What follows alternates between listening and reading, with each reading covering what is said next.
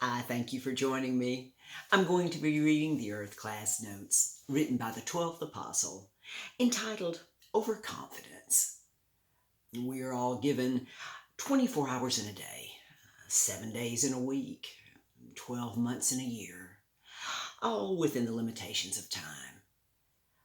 Throughout our brief time upon this earth, one overriding consistency has always remained. This being hardship and very difficult times tend to bring out the best in us, while easier times tend to bring out the worst. The most subtle and successful way to limit and even subdue the unlimited potential of an individual from fulfilling one's true purpose here, gradually introduce an individual to the deceptively comfortable trap of overconfidence.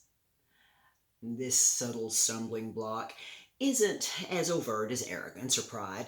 Therefore, it is much more difficult to see and recognize. The Bible record began and ended with the written records of two mighty men, Moses and John, who had fallen prey to this subtle, slippery slope of overconfidence. Think of the consequences that were set in motion by these two chosen men of God for allowing themselves to fall into such a stagnant position.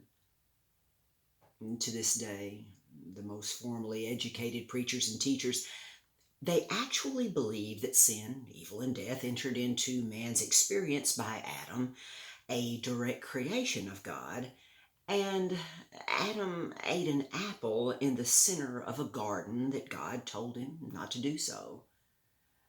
In reference to John's final written record, the return of God is the most feared of all future events, in which any soul that did not accept Jesus as their Savior when they had the chance to do so will be tortured forever in a burning lake of fire. Yet God's unconditional love for both of these men was proven at the end of their lives. As Moses' soul became open when God did not allow him to enter into the promised land, after which Moses learned much more than he would have otherwise during his life here. The 11th apostle, John, learned much from the mistakes he made in failing to record all that he was capable of doing while he had this one opportunity to do so here. Like Moses before him, John was awakened out of the trap of overconfidence and opened his soul much more than he would have otherwise during his life here. In light of all of the ultimate truth that is freely available to us all here at the end of this age, being overconfident for any reason is the height of ignorance. This life here is a one-time honored privilege made possible by the finished work of God's beloved Son, Jesus the Christ. Understand, not confidence, but overconfidence is a personal sin. Overconfidence can be cleansed by the power of truth.